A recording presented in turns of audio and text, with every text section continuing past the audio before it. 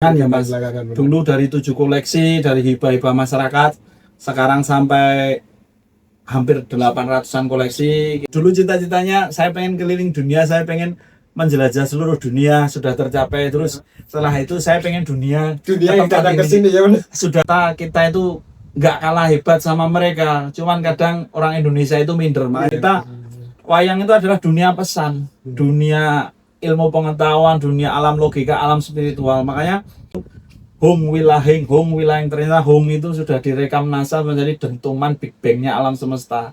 Jadi awal sebuah doa zaman dulu. Sadu Buddha Murci Tengkawi. Ketika kesadaran kita mengakui apa yang paling awal, ternyata Tuhan itu maha tak punya awalan, dia maha tak terbatasi.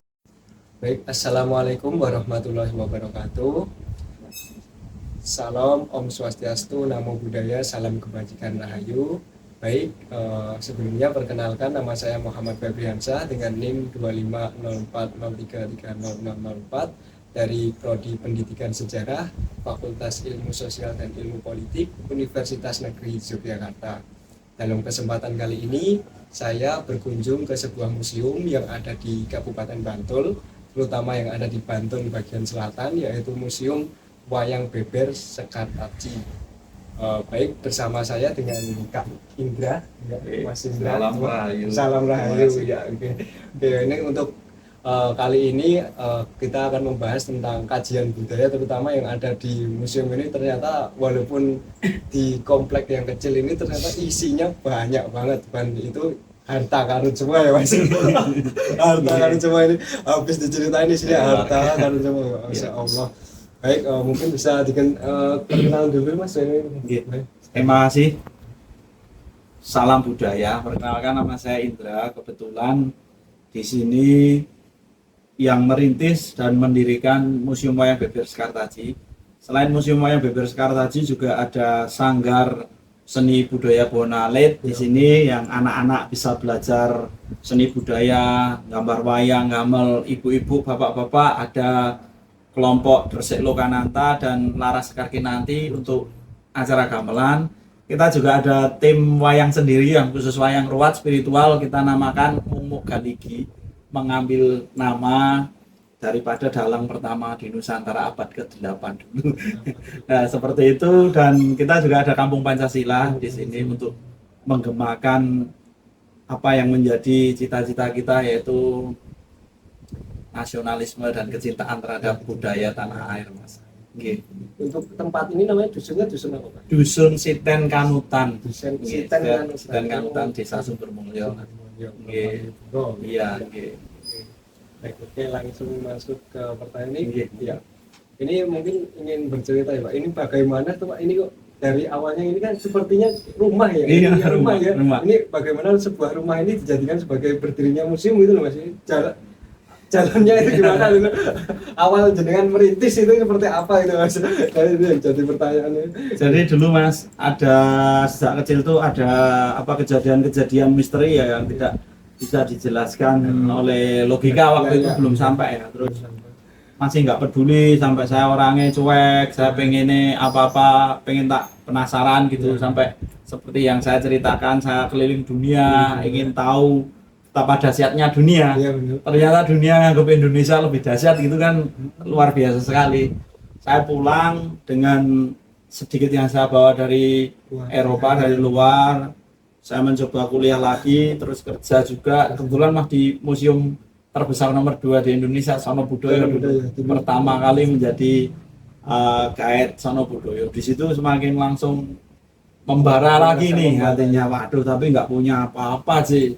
Saya bilang gitu, kalau nunggu saya seperti Sono Budoyo itu mungkin ya 1000 tahun, saya masa usia saya 1000 tahun lagi kan enggak. Lebih baik dengan apa yang ada dan semangat. Tentunya kalau masalah tempat bisa kita berkembang belakangan ya Mas. Dulu dari 7 koleksi, dari hibah-hibah masyarakat, sekarang sampai hampir 800-an koleksi. Kita bisa kayak magnet Mas di sini semua.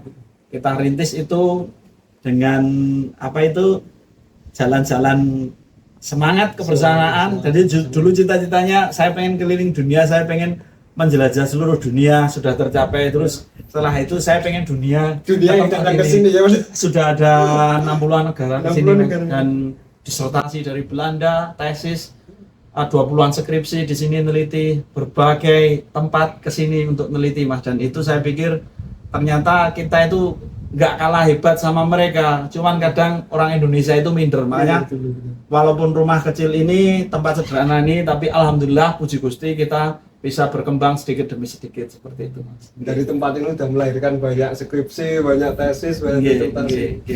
Seperti itu, Mas. Ini berarti maksudnya walaupun namanya Museum Wayang Beber, tapi tidak hanya wayang beber saja ya Pak yang ada di sini itu? Ya, ada 3 ruang utama, ruang serat, ruang sabdo, ruang palon, serat sabdo palon. Jadi seperti ini, Mas. Untuk berbicara ke wayang, jangan, saya pengen menggedor dulu nih, mendobrak dulu.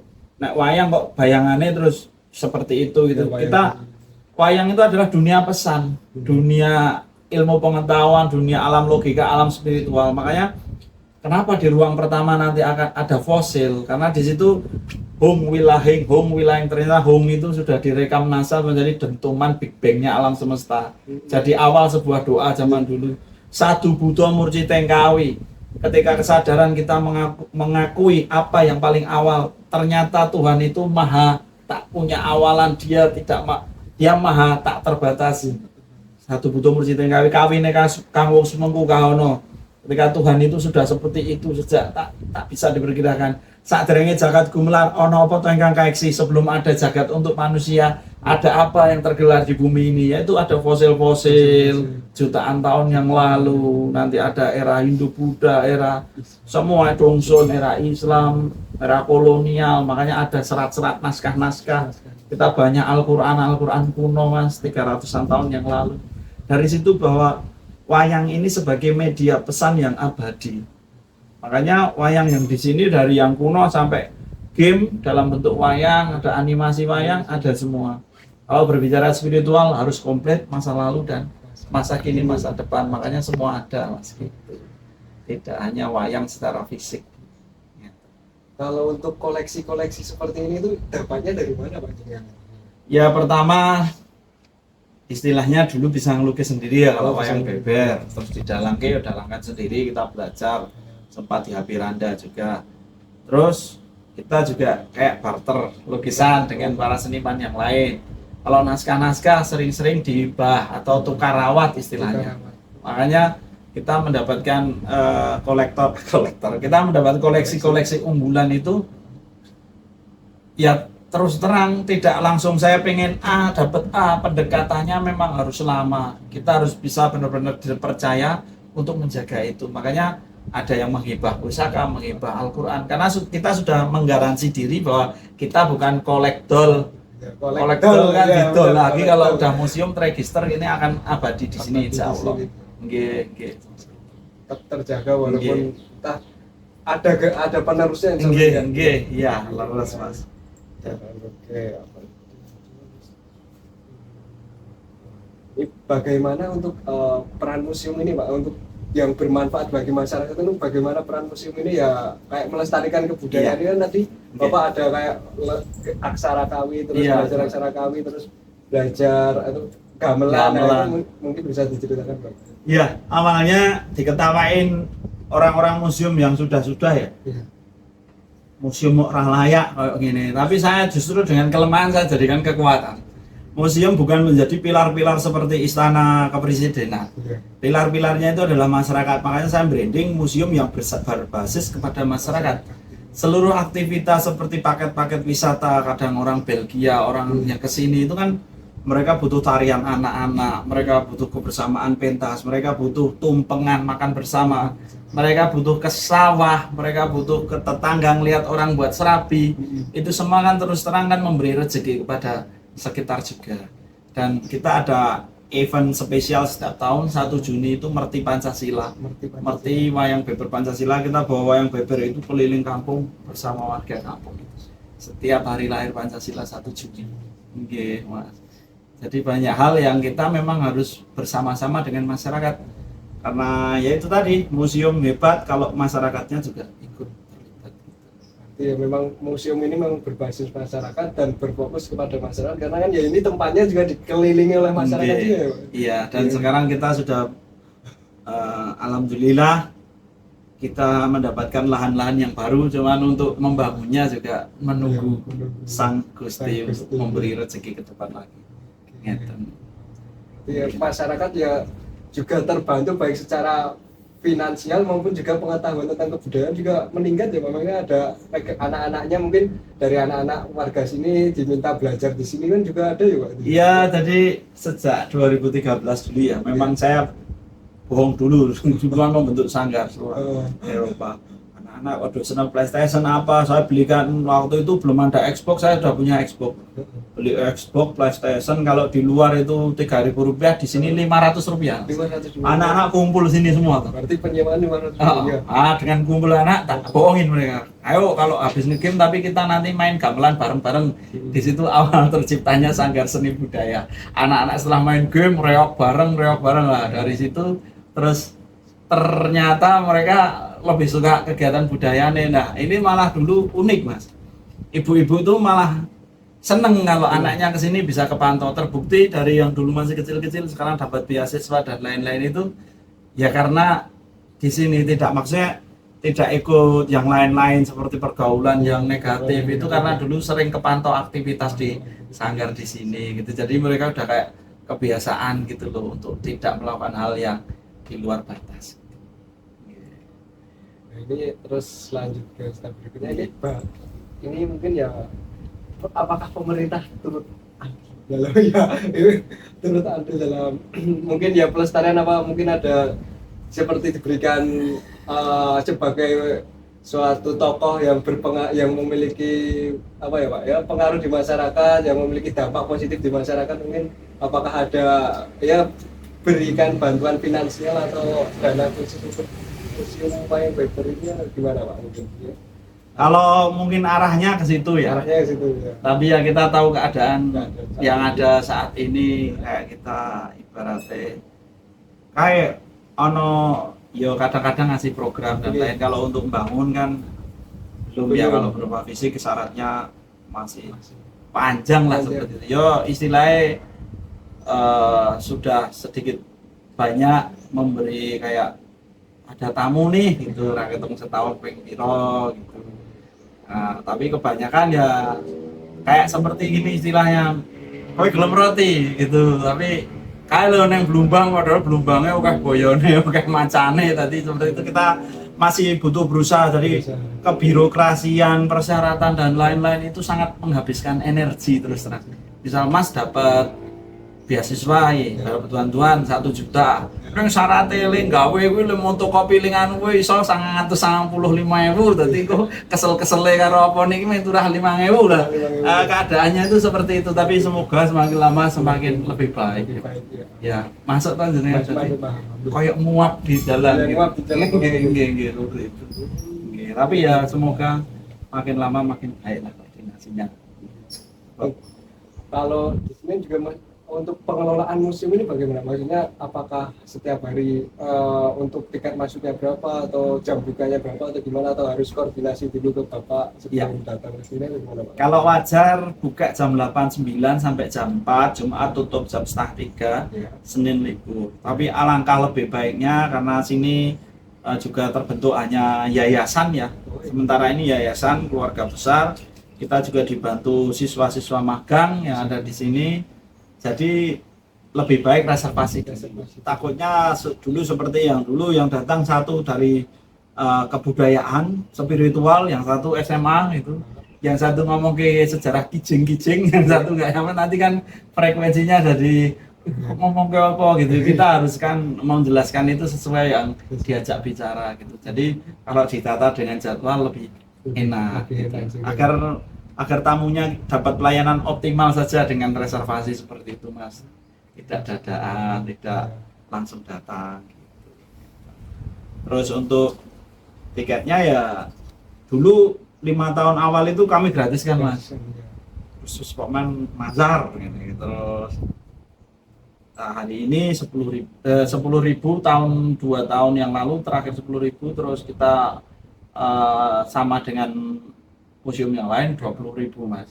Itu pun ya hanya untuk bersih-bersih kebersihan ya seperti operasional ya benar operasional ya kan. Mau bagaimanapun juga butuh uang. Oh iya Mas, bener, kita nggak bisa Tuhan memberi kita akal untuk bekerja. Kalau kita uang nggak bisa jatuh dari langit, sementara sapu dan lain-lain harus berbiaya Mas. Jadi seperti itu. Bukan kita menguangkan museum, tapi menurut peraturan juga nggak apa-apa. Kita bisa cari rezeki asal non profit, itu dalam artian memang benar-benar biaya itu untuk museum, untuk membesarkan museum. Beda nek saya dapat itu terus tangguh pesta neng Taiwan, neng Cina, gitu salah ya seperti itu. Gitu Mas. Ya mungkin terakhir closing statement Pak untuk kami generasi muda yang ingin salah satu yang ingin ya tetap melestarikan budaya di tengah globalisasi, di tengah perkembangan zaman yang abad 21 ini bagaimana Pak ya? Ya teman-teman, karena kita mungkin Valentino Rossi dan Marquez saja ini beda satu dekade